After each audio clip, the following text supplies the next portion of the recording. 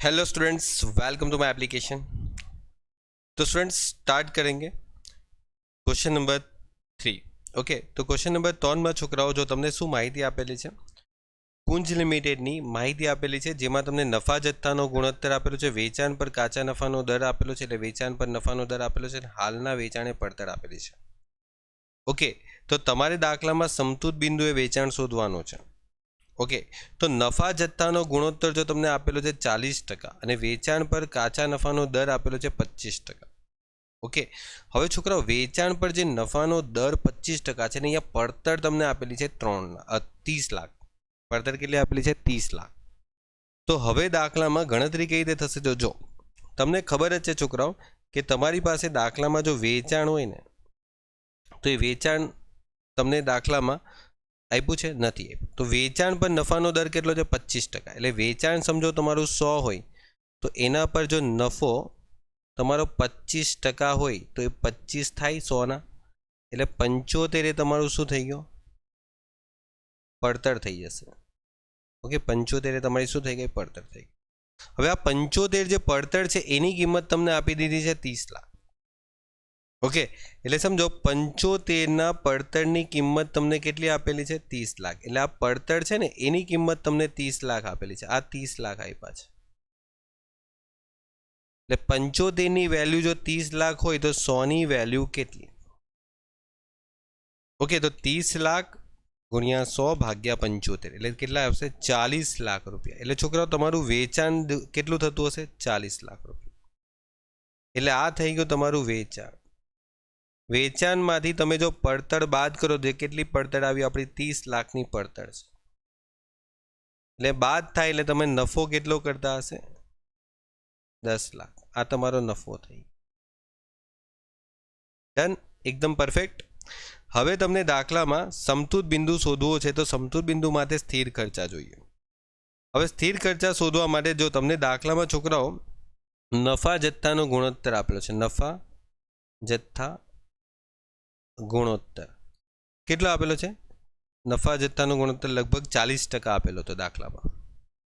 એટલે તમારો 60% શું થઈ ગયો? 60%। તો 60% છે ને તમારો ચલિત ખર્ચો થઈ જશે, ચલિત ખર્ચા।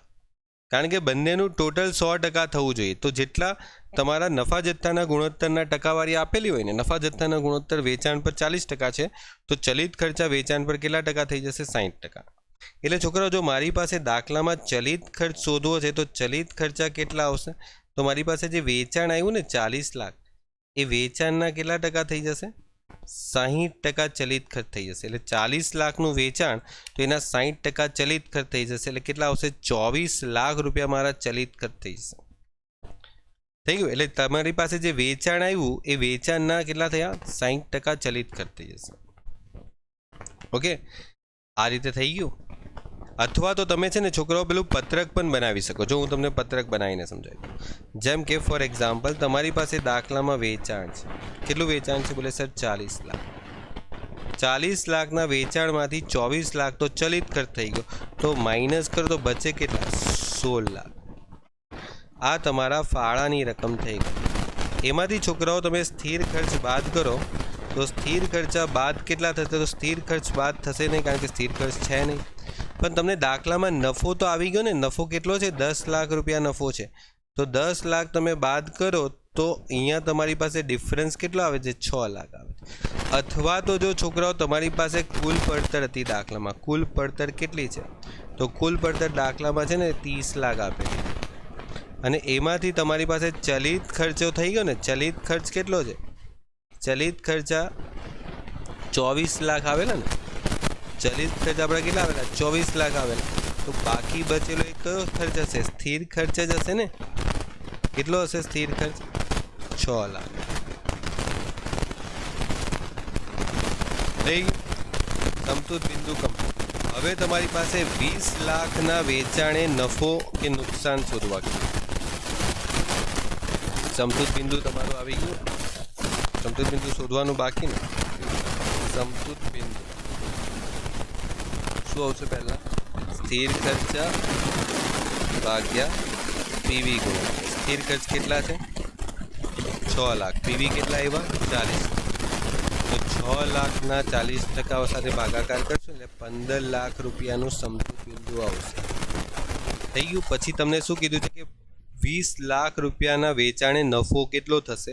તો જો છોકરાઓ, તમારી પાસે જરૂરી વેચાણનું સૂત્ર છે, એનાથી પણ આ દાખલો થઈ શકે. શું આવે? સ્થિર ખર્ચા વત્તા નફો ભાગ્યા શું આવે? પીવી ગુણોત્તર. કેટલો વેચાણ છે? 20,00,000. મારે સ્થિર ખર્ચ કેટલો છે દાખલામાં? 6,00,000. નફો શોધવાનો છે, તો નફો કેટલો છે ખબર નથી. 40% થઈ. તો આ 40% સામે જાય તો 20,00,000ના 40% કરો, ગુણાકાર કરો. 40% સામે જાય તો ગુણાકાર. કેટલા આવે? 8,00,000. 8,00,000 એટલે આ 6,00,000 રૂપિયા જે છે એમાં તમારી પાસે શું થશે? 8,00,000માંથી 6,00,000 બાદ કેટલા થશે નફાના? 2,00,000નો નફો થઈ જશે. તો અગર જો આ રીતે તમને નહીં ફાવે, બીજી રીતે પણ શોધાય. જો તમને સૂત્ર યાદ નહીં આવે, બીજી પણ મેથડ તમને ઘણી બધી ખબર હોવી જોઈએ. જેમ કે તમે સલામતીનો ગાળો શોધી લો. સલામતી ગાળો શું આવે? તો બોલે સર આપણે 20,00,000નું વેચાણ કરીએ છીએ, તો 20,00,000ના વેચાણે સલામતીનો ગાળો કેટલો આવે? તો તમારી પાસે સમતૂર બિંદુ તો 15,00,000 જ છે. એટલે તમે શું કરો? વેચાણમાંથી સમતૂર બિંદુ શું કરી દો? બાદ કરી દો. ઓકે, એટલે 5,00,000 તમારી પાસે સલામતીનો ગાળો આવે. પછી તમે વિચારો, મેં તમને શીખવાડેલું છે કે નફો એટલે શું આવે? તો સલામતીનો ગાળો ગુણ્યા પીવી. સલામતીનો ગાળો કેટલા છે? 5,00,000 અને પીવી કેટલા છે? 40. કેટલા? 2. જો બંને સરખા આવે એટલે કોઈ છોકરાઓ જે એમ કહે ને કે સર સૂત્ર યાદ રહી જાય છે ચેપ્ટરમાં તો પણ નથી આવડતું, બરાબર, એવા ઘણી બધી જે કમ્પ્લેન કરતા હોય છે ઘણી વખત, તો એ છોકરાઓ જે મારી પાસેથી નથી ભણીને ગયા ને એની જ કમ્પ્લેન. જે છોકરાઓ આપણી પાસે સ્ટડી કરે છે ને એને છોકરાઓ આ ચેપ્ટરમાં કંઈ તકલીફ હશે. ઓકે, જે બીજે કશે ભણતા હશે ને, અથવા તો જે વ્યવસ્થિત આ જે ચેપ્ટર છે એની સ્ટડી કોન્સેપ્ચ્યુઅલ નહીં કરી રહેશે ને એને આ તકલીફ આવશે. ઓકે, ચલો આપણે બધી જ મેથડથી શીખવાડીએ છીએ. પછી છોકરાઓ તમને અહીંયા 12,00,000નો નફો કમાવા થાય જરૂરી વેચાણ શોધવાનું છે. 12,00,000નો નફો કમાવા માટે જરૂરી વેચાણ શોધવાનું છે. એટલે તમે 12,00,000 રૂપિયા કમાવા માંગતા હોય તો કેટલું વેચાણ કરવું પડે? તો સમજો, આના માટે જરૂરી વેચાણનું સૂત્ર લખી દઈએ. શું આવશે? સ્થિર ખર્ચા વત્તા શું આવશે? નફો ભાગ્યા પીવી. સર સ્થિર ખર્ચ તો 6,00,000 છે. નફો તમારે કેટલો કમાવો છે? બોલો, તમારે દાખલામાં નફો કેટલો કમાવો છે? તો નફો દાખલામાં કમાવો છે 12,00,000 રૂપિયા ભાગ્યા પીવી કેટલા છે? 40. એટલે તમારી પાસે 18,00,000ના 40% સાથે ડિવાઈડ કરશો ને એટલે 45,00,000 રૂપિયા મળશે. ડન. એટલે 45,00,000 રૂપિયાનું તમારું કામ થઈ ગયું. ઓકે, ત્યાર પછી તમારી પાસે દાખલામાં 2,00,000ની ખોટ હોય ત્યારે વેચાણ કેટલું થશે એ પૂછ્યું છે. હવે ખોટમાં વેચાણ કેટલું થશે? તો ખોટ કરતા હોય તો વેચાણ જે થશે એ સમતૂર બિંદુ કરતાં ઓછું જ થશે. ઓકે, તો પાછું તમારી પાસે અહીંયા જરૂરી વેચાણનું સૂત્ર મૂકી દો. જરૂરી વેચાણ શું આવે? સ્થિર ખર્ચા માઇનસ ખોટ ભાગ્યા પીવી ગુણોત્તર. શું આવશે? સ્થિર ખર્ચા 6,00,000 અને તમારે કેટલી ખોટ કરવી છે? 2,00,000 ભાગ્યા 40. કેટલા આવશે? તો 4,00,000 ભાગ્યા 40%. એટલે તમે જો 10,00,000 રૂપિયાનું વેચાણ કરશો તો જ તમારા ધંધામાં તમને 2,00,000ની ખોટ થશે. ઓકે, ચલો આગળ વધીએ. નેક્સ્ટ, 5,00,000ના નફાએ સલામતીનો ગાળો અને સલામતી ગાળાની રકમ અને સલામતી ગાળો ટકામાં. 5,00,000ના નફાએ સલામતી ગાળાની રકમ અને સલામતી ગાળો આ રીતે પૂછ્યું છે ટકામાં. તો પહેલાં તો તમે એક કામ કરો, જરૂરી વેચાણ શોધી નાખો. તો છોકરાઓ 5,00,000ના નફા માટે પહેલાં છે ને જરૂરી વેચાણ શોધી નાખો. શું આવશે? સ્થિર ખર્ચા વત્તા નફો ભાગ્યા પીવી ગુણોત્તર. છોકરાઓ સ્થિર ખર્ચો તો 6,00,000 જ છે દાખલામાં. નફો તમને 5 લાખ જોઈએ છે, પીવી ગુણોત્તર 40% છે, તો 11 લાખ ભાગ્યા તમે 40% કરો એટલે કેટલા આવે છે? 27,50,000 રૂપિયાનું તમે વેચાણ કરો ત્યારે તમારે જઈને 5 લાખનો નફો થાય. હવે તમારે દાખલામાં શોધવાનું છે સલામતી ગાળો. તો તમે જે વેચાણ કરો છો એ વેચાણમાંથી તમે શું માઇનસ કરી દો? સમતૂર બિંદુ. તો વેચાણ તમે કરો છો 27,50,000. સમતૂર બિંદુ તમારી પાસે દાખલામાં કેટલું હતું? આપણે સમતૂર બિંદુ દાખલામાં શોધ્યું તો 15 લાખનું સમતૂર બિંદુ આવેલું દાખલામાં આપણે શોધેલું છે. આગળના એક પોઈન્ટમાં આપણે મળી ગયું છે સમતૂર બિંદુ, એટલે આપણી પાસે 12,50,000નો શું આવે છે? સલામતી ગાળાનું વેચાણ કહેવાય, સલામતી ગાળાનું વેચાણ. અને હવે સલામતી ગાળો આપણે ટકામાં શોધવાનો છે. આપણે રૂપિયામાં તો શોધી લીધો, હવે આપણે ટકામાં શોધવાનું. ત્યાં લખી લેવાનું ટકામાં. તો ટકામાં શોધવા માટે જે સલામતીનો ગાળો આવ્યો ને તમારો એ લખો, અને એને ભાગ્યા તમારું જે વેચાણ આવે છે, જે તમે અત્યારે વેચાણ કરો છો, કેટલું કરો છો? 27,50,000 તે ગુણ્યા 100 કરો. કેટલા આવે છે? 12,50,000 37,50,000 ઇન્ટુ 100 એટલે 33.33% થાય છે. ઓકે, એક સેકન્ડ, મારી મિસ્ટેક થઈ છે. હા, 45.45% આવે છે. આપણી મિસ્ટેક થઈ ગઈ કેલ્ક્યુલેશન કરવામાં. 12,50,000 ભાગ્યા 27,50,000 ઇન્ટુ 100. ઓકે, તો આ થઈ ગયો તમારો જવાબ. હવે 5 પછી 6 7 2 પોઈન્ટ છે. ચલો, છઠ્ઠા પોઈન્ટમાં જો એમ કહેવામાં આવે છે કે સ્થિર ખર્ચમાં 50,000નો ઘટાડો થાય તો ચલિત ખર્ચમાં કેટલા? 10%નો ઘટાડો. જો સ્થિર ખર્ચમાં પહેલાં 50,000 ઘટાડવાના, ચલિત ખર્ચમાં 10% ઘટાડો થાય, અને વેચાણ કિંમત કેટલા ટકા વધે છે? વેચાણ કિંમત 20% વધે તો નવું સમતૂર બિંદુ શોધવાનું છે. ઓકે, વેચાણ કિંમત પણ વધે છે, ચલિત ખર્ચમાં ઘટાડો થાય છે, સ્થિર ખર્ચમાં ઘટાડો થાય છે, વેચાણ કિંમતમાં ફેરફાર થાય છે. પણ વેચાણ કિંમત તો દાખલામાં આપણને ક્યાં જ આપેલી છે? આપેલી છે? નથી આપેલી. તો આપણે વેચાણ કિંમત ધારી લઈએ. વેચાણ કિંમત કેટલી ધારી લઈએ આપણે? તો વેચાણ કિંમત 100, ચલિત ખર્ચ 60 અને નફા જથ્થાનો ગુણોત્તર કેટલો થઈ જશે? 40. તો આપણે જેમ જેમ દાખલામાં કીધેલું છે, જેમ કે વેચાણ ચલિત ખર્ચમાં ઘટાડો કરવાનો છે, વેચાણ કિંમતમાં વધારો કરવાનો છે. ચલો, તો એક કામ કરીએ, આપણે પહેલાં ધારીને કામ કરીએ. જો ધારી લો વેચાણ કિંમત કેટલી છે? 100. ચલિત ખર્ચા કેટલા છે છોકરાઓ? તો ચલિત ખર્ચા છે દાખલામાં 60, એટલે 40 એ તમારો શું થઈ ગયો? ફાળો થઈ ગયો. હવે તમને વેચાણ કિંમતમાં કેટલા ટકા વધારો પૂછ્યો છે? 20% વધારો છે. Okay, done. દાખલામાં 20% વધારો થાય છે, અને ચલિત ખર્ચમાં કેટલો? 10%નો ઘટાડો થાય છે. ચલિત ખર્ચમાં 10% ઘટી જાય. 10% ઘટે એટલે 54 રૂપિયા થઈ જાય, અને 100માં 20% વધે એટલે તમારી પાસે 120 થઈ જાય. એટલે 120માંથી 54 માઇનસ કરશો તો 66 આવશે. એટલે પહેલાં તમારે આ બેનો ભાગાકાર કરીને નવો પીવી શોધી નાખવાનો. એટલે 66 ભાગ્યા 120 ગુણ્યા 100 કેટલા આવશે? 66 ભાગ્યા 120 ગુણ્યા 100 એટલે 55% આ તમારા છે ને નવા પીવીની રકમ આવી. ને હવે તમારી પાસે જે જૂનો સ્થિર ખર્ચ હતો ને, સ્થિર ખર્ચ જૂનો કેટલો હતો? સ્થિર ખર્ચ 6 લાખ રૂપિયા હતા.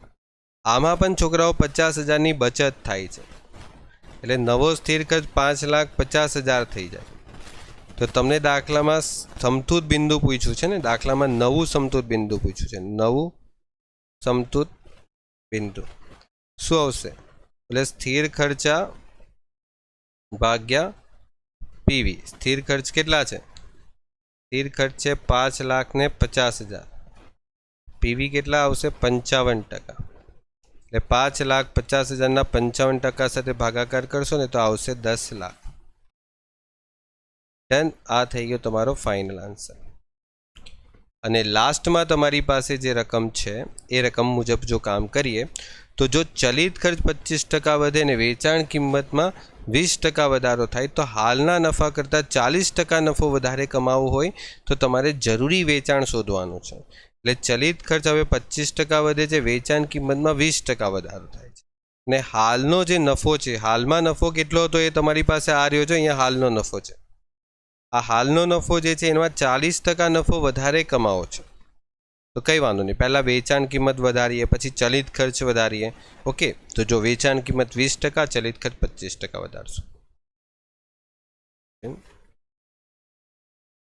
ઓકે, પહેલાં આપણે છોકરાઓ નીચે નેક્સ્ટ પેજ પર જતા રહીએ. ચલો અહીંયા આવી જઈએ. 7મો પોઈન્ટ ધારી લો છોકરાઓ, વેચાણ કિંમત કેટલી છે? 100 ધારી લો.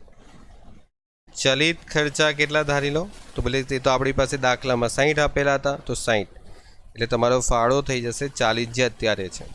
હવે તમને શું કહે છે? આમાં 20%નો વધારો કરવાનો છે એટલે 120 થઈ જશે, ને આમાં 25%નો વધારો કરવાનો છે એટલે 60માં 25% વધી જાય એટલે 15 રૂપિયા વધશે એટલે 75 થઈ જશે.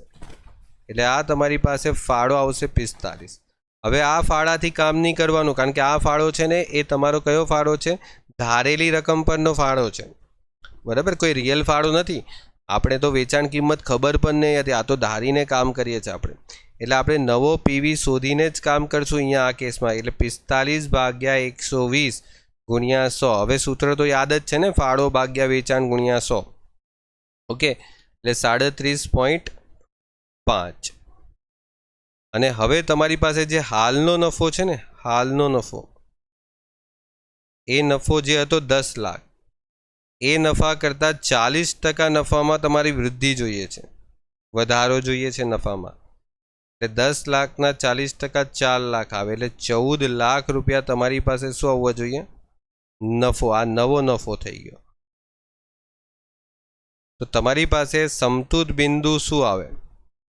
સમતુત બિંદુ જ પૂછ્યું છે ને? નહીં, સોરી, જરૂરી વેચાણ પૂછ્યું. સમતુત બિંદુ નહીં પૂછ્યું, જરૂરી વેચાણ પૂછ્યું છે. જરૂરી વેચાણ શું આવશે? એટલે સર સ્થિર ખર્ચા વત્તા નફો ભાગ્યા શું આવશે? પીવી ગુણોત્તર. સ્થિર ખર્ચો આપણી પાસે 6 લાખ છે, નફો છે આપણી પાસે 14 લાખ છે, અને પીવી ગુણોત્તર ભાગાકાર કરશું એટલે ફાઇનલ આન્સર આવશે 14 લાખ વત્તા 6 લાખ ના ભાગ્યા 37.5%.